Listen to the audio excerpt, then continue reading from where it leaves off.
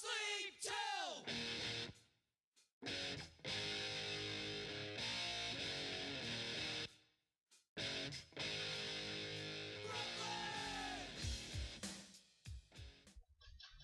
Hey survivors, Guy Kane, Zombie Apocalypse Survival Camp. I want to show you guys the bedroll we put together. I did a little do-it-yourself project. Trying to finish up the video here. I've got the thing finally done, so I'll show it to you here in a second. But basically I started out with a wool blanket.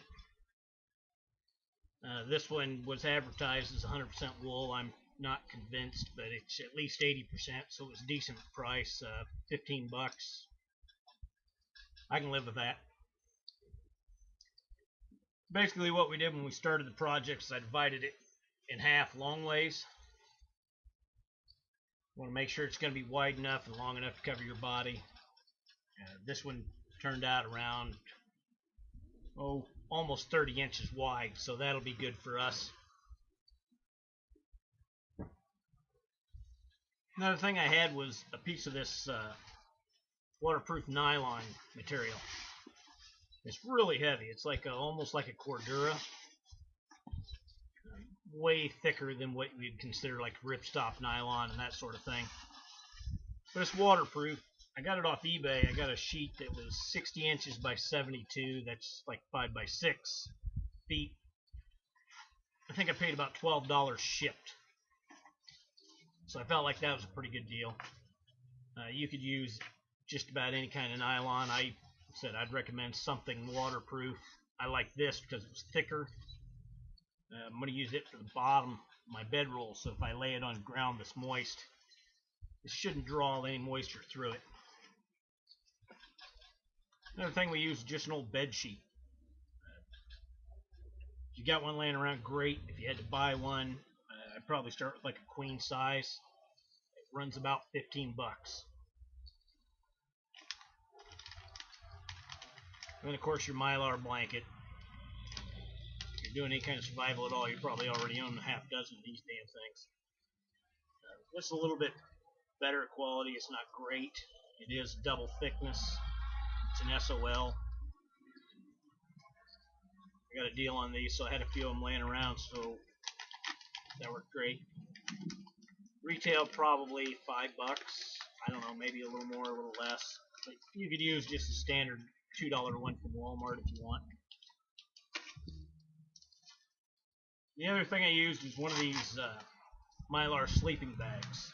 It's basically like your blanket, but it's already molded and sealed around the edges, so you end up with a sleeping bag. So this is one I used for our winter survival camp. John and I did a little over a year ago. Probably not the greatest thing on the world, but it's not bad. And like I said, it's double thick.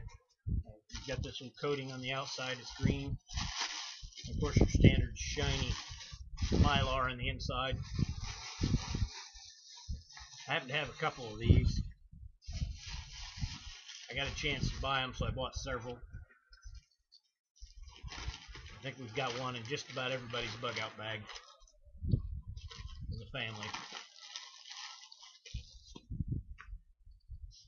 The other thing I used that I don't have to show you is a can of spray adhesive. 3M makes it. Just follow the directions. Usually you're going to spray some on one side of the material, spray some on one side of whatever you're adhering to it. You wait till they get tacky, almost dry, and then you press them together. Not a big deal. Just read the instructions, follow it. You'll see it's not that tough. And the reason we did that is we actually adhered this to our bed sheet. And the purpose of that was I wanted something waterproof. If I got rained on, it wouldn't soak through and get into my blanket. Which is kind of overkill because we also use a sleeping bag, so it's not going to get through that. But why do anything halfway? I just kind of went nuts on this one. Here's what we ended up with. Back up. Here's what we ended up with. I had enough of that heavy Cordura type material left over. I had my wife make a bag for us. Cords, just paracord as you might imagine. Found a little adjuster thing here sitting on the floor in the living room. My kids tear up just about everything. I've got 4 boys, so you can imagine. Sean McKee suggested you didn't want to make one of these bags, you didn't have enough material for it. Lots of times you can get camp chairs, and they come in these bags. Chairs eventually wear out, probably long before the bags, so save your bag, you can use it for that.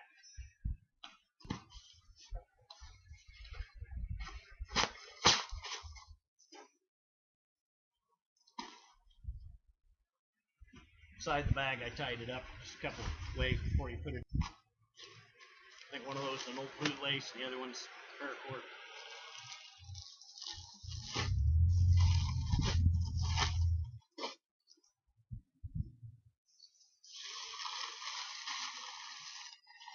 There's a finished product.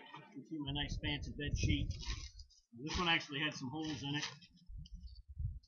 But after you adhere your mylar to it, it's not an issue. It's still going to be waterproof. Mostly I used it so if I want on a nice night I can lay on top of it, not be laying on directly on the mylar. I'll have this cloth to be a little nicer for it. So there's your bed sheet, there's your mylar, there's your mylar bag.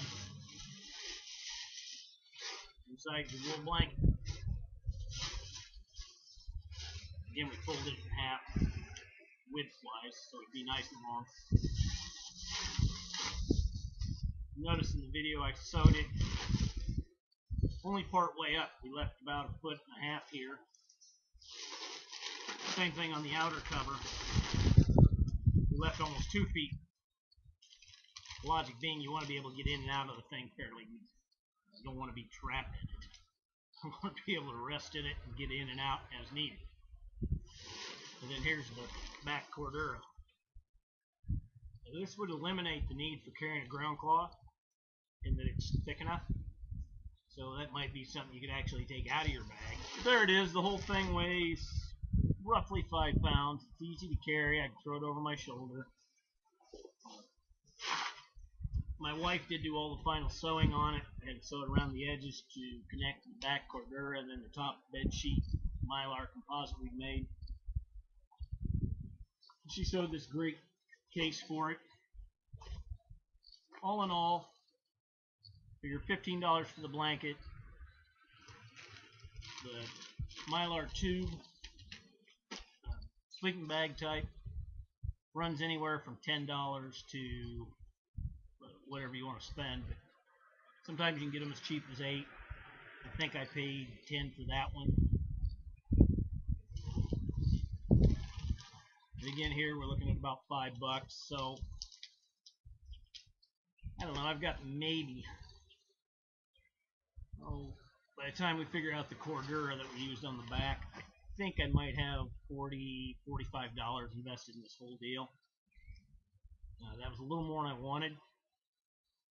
But I started doing a little research afterwards, of course, and found that a lot of bedrolls, if you buy a prefab one like Duluth, holy cow.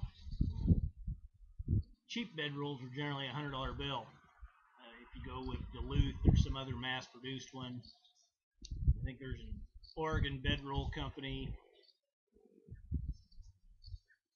Oregon bedroll is going to be $150 to start. They go up.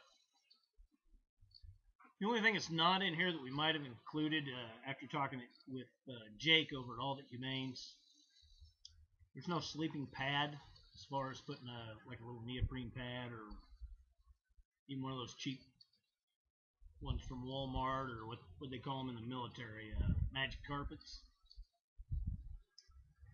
You could add one of those in, and you still could. Because everything's separate, you still could. You can slide it right in there. But it was going to add weight. It was also going to be a little more bulky, and it was going to be a little more expense. I'm not young, and I don't really like sleeping on the hard ground, but I also don't consider this anything other than a survival thing. I really want to know know, in a survival situation, you're probably tired, probably exhausted. This is going to be it. The idea is to stay warm, not burn a lot of calories trying to do it, conserve as much energy as possible. And I think this will be a light enough method that I can carry this even in conjunction with my bag and still be okay. Anyway, guys, if you come up with something better, man, put it together, take a picture to let us know. You can email us through our website, www.zombieasc.com. Send us pictures, send us whatever, man. If you got questions, ask us. That's what we're here. We got a whole staff. These guys are great. All we want to do is help. That's all any of us want, to try and help each other out. So check us out. Get outdoors. Have some fun. Be safe. We're going to need you guys. No sleep till